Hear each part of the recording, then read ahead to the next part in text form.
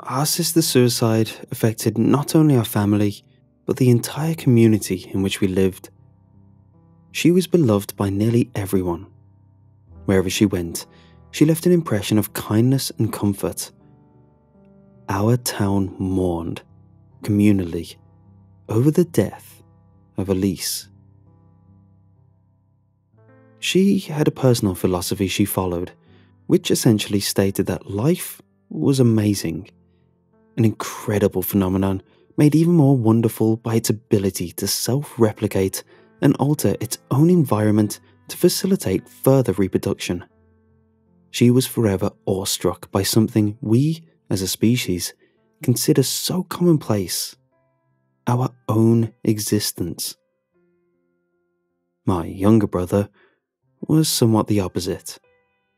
In fact, they'd argue fairly often, her humanitarian views clashing against his sometimes outright misanthropic beliefs. They'd wage moral and ethical wars in the living room of our home, flinging insults and spewing rhetoric, never convincing each other. It was entertaining for a while. Then, last week, things turned sour, and their last debate ended abruptly. Before, they had been heated and energetic. Both siblings orated dramatically, gesturing as if speaking before a greater audience, when I was the only one watching. They still retained a fundamental respect for each other, and despite the shouted insults and profane gestures, they never spoke over each other or became physically confrontational. Last week's debate started the same as they always had. My brother burst into the room to relate some new observation that he thought proved, without a doubt, that humanity as a whole was inherently and irreparably flawed, unremarkable in the scope of the cosmos, and deserving of no greater consideration than that of any other material object in the universe. His observations and the basis of that particular argument was compelling. I'll give him that. He said that he had witnessed a man leer at a woman while waiting in a line at the grocery store. The man had been with his family, a wife and 2 children. The woman was alone, obviously dressed for a night out. The man's gaze settled on the woman's body long enough for his child, a boy of about 10, to notice, and presumably old enough to understand what his father's stare suggested. The boy had poked his dad, playfully admonishing him against staring, and the father swiftly struck the boy in the face. No one had noticed. My brother said the strike alone was enough to condemn the man, but what unsettled him more was that the boy reacted almost robotically, as if the behavior was something to which he had been accustomed. He turned his head away from his father and stared on, eyes peering emotionless into his mother's back, who hadn't seen anything. The sister, who had seen all that occurred, simply ignored it, as if she too were accustomed to her father's violence. Elise had listened quietly, preparing her rebuttal internally and giving Sean a chance to provide his supplemental argument and any personal additions he felt necessary. When he had finally finished, she stood, with a reserved grace that I'd only seen her exhibit during formal occasions, and said, "No, people are merely forms of life, not the essence of it. One man does not represent the concept of life, and his actions were not born of some maliciousness inherent to life. Life is still good by virtue of what it is, and what it isn't." Elise, though certainly an intelligent girl, especially for a 17-year-old, had never spoken so philosophically, or specifically separated the concept of life from its human representation. Before, she always spoke of people and life synonymously, ascribing intrinsic goodness to both. After her intended refutation, she left the room, leaving my brother and I equally dumbfounded. Elise was never one to simply leave an argument so soon, especially after providing such a relatively short-winded counter. I said that she was perhaps tired. She ran track after school, and their arguments usually took place after she arrived home, and to leave her alone for the night. Sean, visibly disappointed by the lack of a real fight, yet understanding of how unusual such behaviour was for our sister, left to go spend time with his friends. After he left, I visited my sister in her room, where I found her sitting on a bed, staring out her window. There had been fast winds that day, and the lone tree in our front yard swayed slightly, while its leaves rattled as if it was shivering. Elise had changed from her track attire to a white t-shirt and grey sweatpants, and had undone a ponytail, letting her dirty blonde hair fall carelessly around her shoulders. "I know how to make him see." She had spoken so softly, I asked her to repeat her words, and when she did, louder, there was an acutely grave suggestion to her tone. "I know how to make him see. I figured it out, Isaac. How to prove once and for all that life, in its true nature, is good, is holy." We weren't a religious family. Our parents had never taken us to church, and we hadn't felt any compulsion to seek spiritual education. I wouldn't say we're a family of science, but we definitely prefer a more straightforward, empirical approach to what is and isn't present within our universe. So her words were shocking, to say the least. "What do you mean, holy?" I tried to speak calmly, because something about her expression, which had changed from distant, almost forlorn, to a little excited, had unnerved me. Her eyes were wide, her forehead creased, and her body stiff, as if in anticipation of something of which only she had been aware. Perhaps sacred is a better word. I don't mean to suggest any mundane religious connotations. I'm not talking about divinity as applied to your average man-conceived belief system. Life is good, sacred, fascinating, because of its power. Life brings about change of everything. Life is the only force, the only energy that cannot be dissipated, dispersed, or disrupted if the form life takes is persistent enough. Her words were nonsense to me, and her agitation grew until she had sat perched on the edge of a bed, kicking back and forth rapidly. I don't think she was even aware of the physical manifestations of her excitation. "Elise, you're tired. You should get some sleep." She cocked her head at that, as if I'd said something humorously naive. "The will, Isaac. I speak of the will. That spiritual engine which drives us to survive, to propagate as a species, to persist. People believe that emotions like grief, anger, or regret can make a person survive, partially after death, in spectral form. They believe that if something is felt enough, just before death, the feeling can stall a person's annihilation, allowing them to subsist amidst the shadows as ghosts, spirits, wraiths, etc. It's all nonsense." Her voice grew louder, her expression crazed, her physicality manic. "Delusions, all of it, but the will, it's different. It is the amalgamation of all those things, combined with something deeper, something baser. Most people have feeble, unremarkable wills.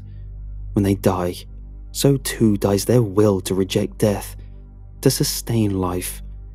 They accept their invitation to oblivion. But those with strong, powerful wills, those revenants who return to life, regardless of the physical, mortal trauma they have suffered, those are the true divines. They are the best representations of life and its beauty." I was speechless. As a 15-year-old with zero experience in such a weighty topic, incapable of participating in any sort of debate or discussion with her. When I did not respond, she nodded her head and smiled, as if I had expressed in some way my agreement with her deranged oration. "I will show you how strong my will is, Isaac. I'll show you right now." She removed a knife from under a pillow, one of Dad's expensive kitchen set, and brought the tip to her throat and said, "See you in a bit." Then sank the blade just under her chin. She let out a sort of yelp and then choking sounds as she pressed the blade deeper. She had almost gone to the handle, and all the while staring at me, placidly, when she said her last words. "I will be remade." She then died, with both hands grasping the handle of the knife, the blade fully plunged into her throat. A wide red streak had fallen from the wound and down her shirt, a single torrent of crimson that pooled silently on the wooden floor. I stood there, unsure as to what had happened. When I first started to process things, I started screaming. And that's how my brother found me 2 hours later.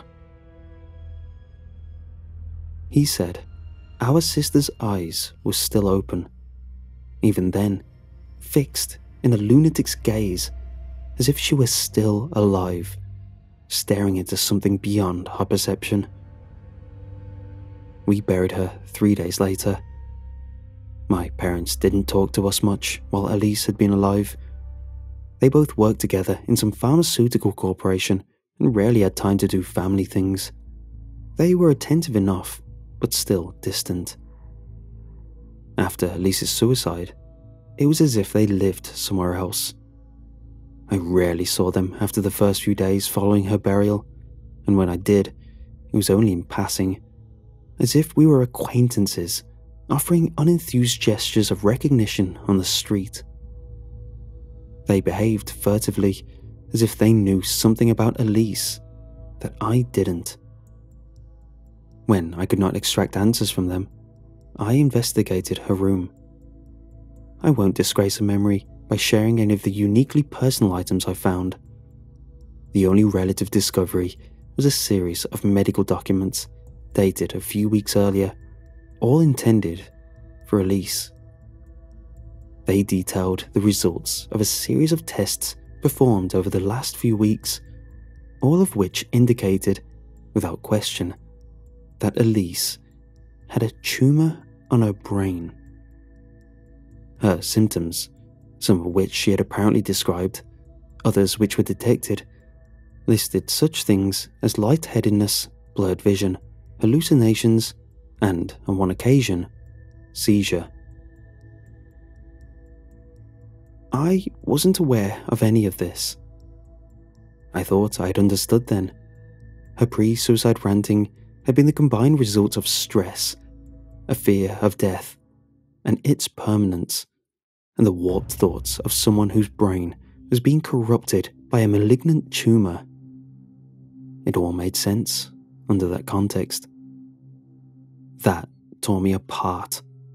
That her last moments had been expressed through a filter of mild insanity.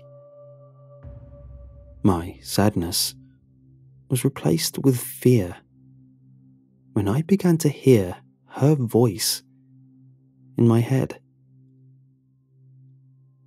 "Isaac, I told you I'd return. My will has beaten back death. I live."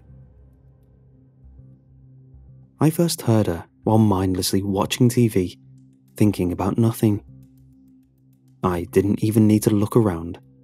I knew that her voice had originated within my mind, not from somewhere within the room or somewhere else in the house.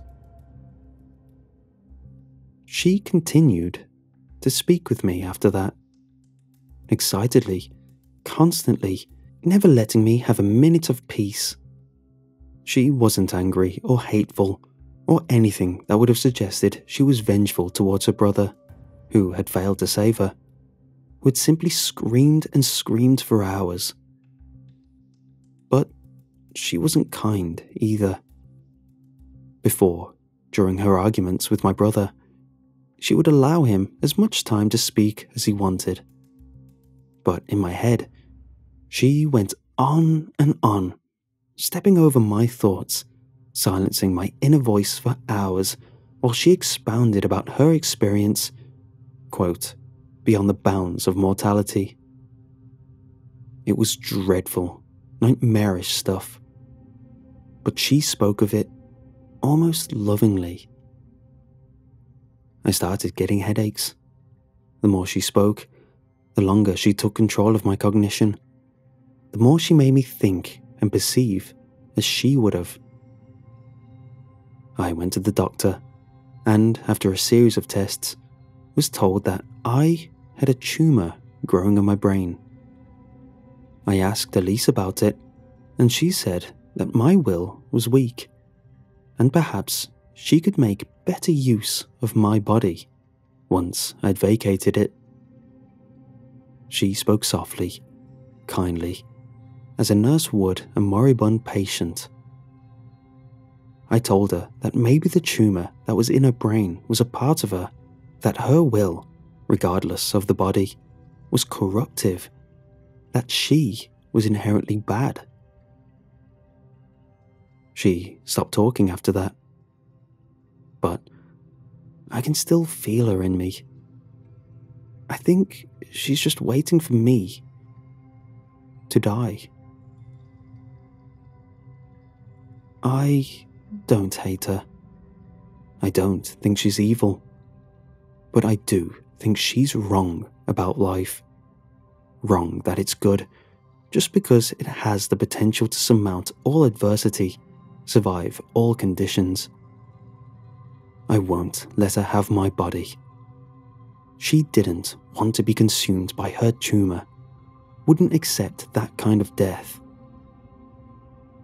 I won't either.